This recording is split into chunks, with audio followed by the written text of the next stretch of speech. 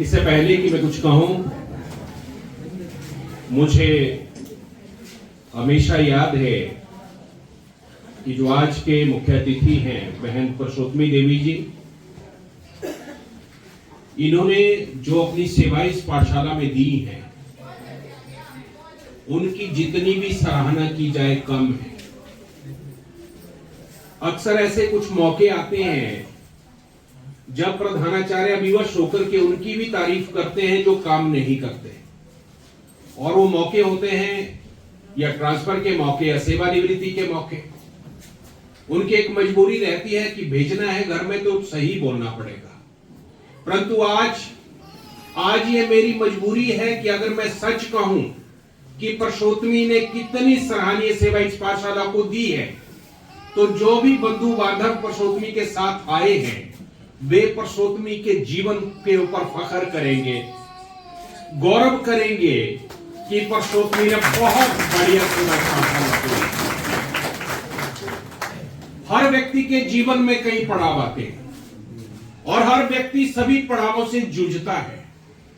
पुरुषोत्तमी के जीवन में जो पड़ाव आए हैं वो चाहे सुखद कम आए, दुखद ज्यादा आए हैं, परंतु एक सम्मान और स्वाभिमान के साथ पुरुषोत्तमी ने अपनी जिंदगी को जिया है, इसमें कोई संदेह नहीं।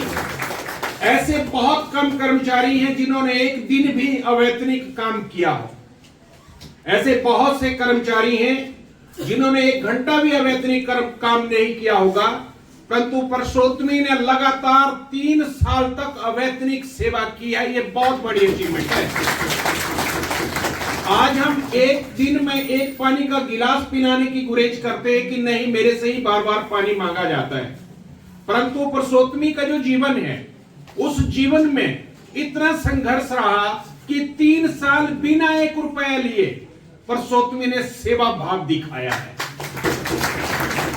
यह सेवा भाव सबके जीवन में नहीं आ सकता और सभी इसी सेवा भाव से काम नहीं कर सकते। जो बहुत ज्यादा सैलरी लेते हैं वे भी हेरा फेरी करते हैं, जो बहुत ज्यादा से ज्यादा वेतन लेते हैं वे भी कहीं ना कहीं कामचोर रहते हैं, परंतु पुरुषोत्तमी ने बिना पैसे लिए भी ईमानदारी दिखाई है, बिना पैसे लिए भी कर्तव्य निष्ठा दिखाई है, बिना पैसे लिए हुए भी मेहनत की है और उन परिस्थितियों से जंग लड़ी है सामान्यतः जिन परिस्थितियों को कोई जीना ही नहीं चाहता, ये वहां भी जीती है और उस जंग से लड़कर के पुरुषोत्तमी आज इस मुकाम तक पहुंची है। मैं पुरुषोत्तमी देवी को सेवादार के रूप में नहीं मानता। लोग चाहते हैं, स्कूलों में क्लासिफिकेशन रहती है, कुछ लेक्चर होते हैं, कुछ टीजीटी होते हैं, कुछ C&B होते हैं, कुछ प्रिंसिपल होते हैं या कुछ 4th क्लास होते हैं। मेरे जीवन में कभी कोई 4th क्लास रहता ही नहीं है। मैंने अपने जीवन में कभी किसी को 4th क्लास रखा ही नहीं है।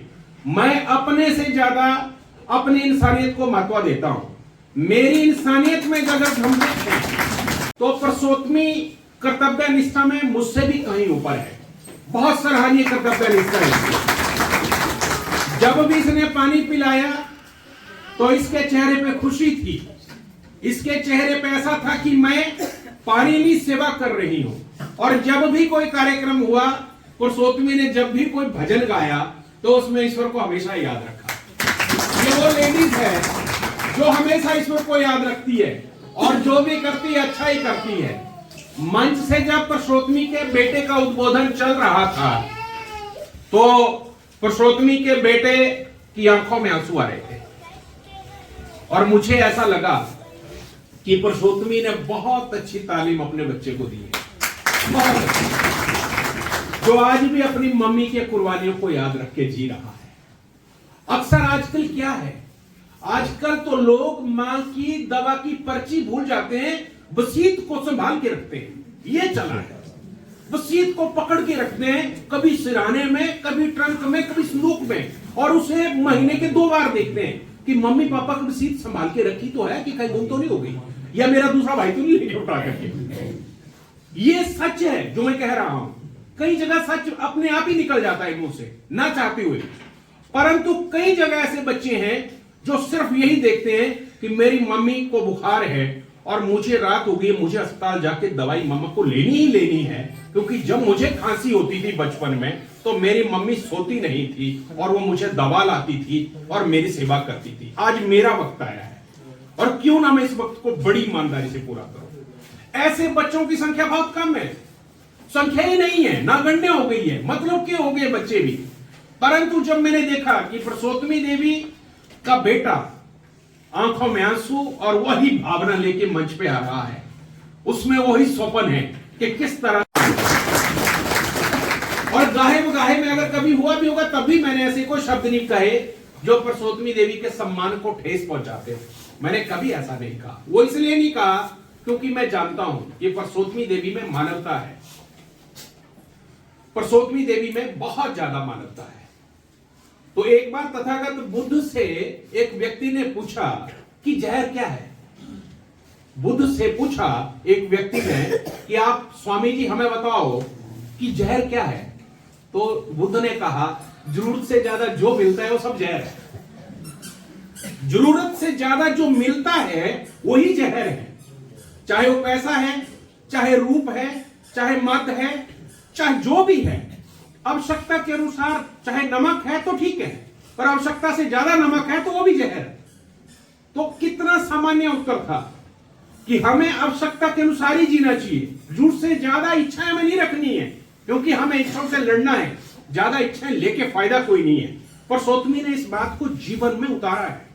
इसने उतारा है कि मेरी जो आवश्यकता है मुझे वही चाहिए, मुझे आवश्यकताओं से ज्यादा नहीं चाहिए। आज मैं इस पंडाल में बताना चाहता हूं कि परसोत्तमी की सेवानिवृत्ति के अवसर पर हमने कहा कि परसोत्तमी से ही बात की कि परसोत्तमी जी खाना खिला रहे बच्चों को, आपसे पैसे लेंगे। तो परसोत्तमी ने 11,000, मैं 10,000 मांग रहा था, परसोत्तमी देवी जी ने 11,000 रुपए दिया। और ये मैं इसलिए कह रहा था कि अकेला ही वजन किसी एक टीचर के ऊपर पड़ता है तो मुश्किल होती है। परसोत्तमी ने कहा नहीं कोई बात नहीं है, मैंने वैसे ही बच्चों को खाना खिलाना है। तो परसोत्तमी का तो मैं केवल एग्जाम ले रहा था, जैसे हमें आदत है कि हम कभी ना कभी एग्जाम बच्चों का भी ले लेते हैं, टीचरों का भी ले लेते हैं, और कई बार हम सबसे पूछ लेते हैं ताकि उनके दिल की बात हम समझ सके कि दिल में चल क्या रहा है। तो जब हमने हल्की सी बात परसोत्तमी जी से कही, परसोत्तमी जी ने बच्चों को खाना खिलाया। ये यही नहीं दिख रहा है, वो उस भारी पंडाल में भी दिख रहा। जब 2000 से ज्यादा लोगों ने इस पंडाल में खाना खाया था तो उस खाने में परसोत्तमी का पैसा था, परसोत्तमी का भी शेयर था उस खाने में। खाना खाना आसान है, खाना खिलाना कठिन है। यही एक भावना हम में है कि हम लोग कितने दयालु हैं और कितनी करुणा हम में है। करुणा हमेशा दिल दिमाग में रहनी चाहिए। जिस व्यक्ति के दिल दिमाग में करुणा है वही इंसानियत, उसी में इंसानियत जिंदा रहती है। जिसमें करुणा नहीं है, मैत्री नहीं है, दोनों ही बोध नहीं है, वो व्यक्ति कभी भी ईमानदार नहीं हो सकता। ना ईमानदार हो सकता है, ना अच्छा नागरिक हो सकता है। परसोत्तमी में दोनों ही चीजें हैं, करुणा भी है और दया भी है। करुणा का भावार्थ यह है कि जब भी इसको कोई दिखता है, मुझे अभी याद है कि कई बार तो परसों एक घटना मैं आपको बताता हूं। यहाँ नीचे जो गेट है वहां पर हमारे स्कूल की 1-2 बेटियां होंगी, बाहर से भी आउटसाइडर होंगे, और वो उन बेटियों को देख रहे होंगे। तो परसोत्तमी को बहुत बुरा लगा कि आउटसाइडर हमारे स्कूल की बेटियों को क्यों देख रहे हैं। तो ये उन आउटसाइडरों से भी लड़ी कि आपको और काम नहीं है, आप जाइए, यहां से आगे पीछे रहिए। मेरे से भी बताया कि सर ऐसा होता है। सर हमने उन बेटियों से बात की, बेटा आपको कोई दिक्कत तो नहीं है? बोले नहीं सर। मतलब कौन ऐसा कर्मचारी है जो सेवादार होते हुए अपने स्कूल की बेटियों की बेटरमेंट पे, सड़क पे भी बात कर रहा है कि नहीं मेरी बेटियों को कोई दिक्कत तो नहीं है? बहुत कम ऐसे लोग हैं। तो मैं ये आपसे कहना चाहता हूं कि परसोत्तमी ये बात क्या संकेत देती है जो मैंने कही, ये सेवादार की भाव का संकेत नहीं देती है, ये हेडमास्टर वाले भाव का संकेत देती है कि झूठ पड़ेगी तो सड़क पे भी देखेंगे। ये हेडमास्टर वाला भाव है, सेवादार वाला भाव नहीं है। कोई चाय पिलाने वाला और झूठे बर्तन उठाने वाला भाव तो नहीं है।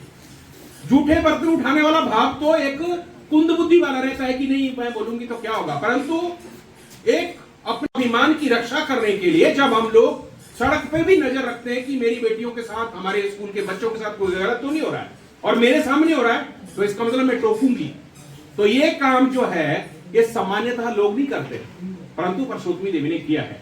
मैं आज ये कह रहा हूं, आज थोड़ा मौसम ने बेरुखी कर दी, अदरवाइज हमारी तैयारी अलग थी। हमारी तैयारी थी कि ग्राउंड में हमने पुरुषोत्तमी देवी का सेवानिवृत्ति विदाई समारोह करना है, जिसमें सारे बच्चे शामिल होंगे और एक बहुत भव्य समारोह होगा। और भव्यता इसलिए, सबके लिए भव्यता हो भी नहीं सकती। मैं भी इमरान से कह रहा था कि सेवानिवृत्ति में बढ़िया काम करने का जज्बा तभी पैदा होता है जब ऐसा लगता है कि इस आदमी ने बहुत बढ़िया काम किया है, इसके लिए बहुत ज्यादा करना चाहिए।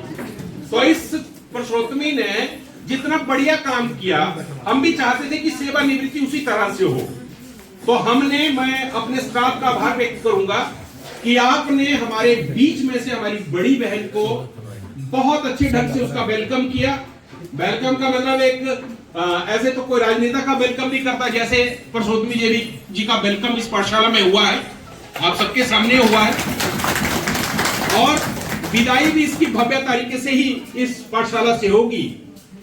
मेरा मानना है कि जब भी कोई सर्विस करे, वो चाहे लेक्चर हो, चाहे प्रिंसिपल हो, चाहे सेवादार हो, उसको पुरुषोत्तमी देवी के जीवन से बहुत कुछ सीखना चाहिए। और पुरुषोत्तमी जी, हम आभारी हैं आपके कि आपको भेज जरूर रहे हैं, परंतु बहुत सी चीजें हमने आपसे चुरा भी ली हैं, आपको पता भी नहीं लगा होगा। चुराने में हमने क्या चुराया? आपसे सरलता चुरा ली। सीखा हमने कि आप कितने सरल हैं, वो भी चुराया। हमने आपसे सादगी भी चुराई, हम जीवन में इंप्लीमेंट करेंगे उस सादगी को। और हमने कर्तव्य निष्ठा भी जो आपके बीच में, वो भी हमने ली है, ताकि हम अपने जीवन में कर्तव्य निष्ठा का सही पालन कर सके। और एक नई बात कि हमने एक बंधुत्वपन जो आपसे सीखा। इससे पहले यहां जितने भी मेरे, जब मैं यहां आया हूं, मैंने एक पहले भी सेवानिवृत्ति की है इस पाठशाला में, परंतु आज मैंने ये सीखा कि व्यवहार ठीक हो तो आदमियों की संख्या उसी के साथ चलती है जिसका व्यवहार बढ़िया हो। ये मैंने सीखा।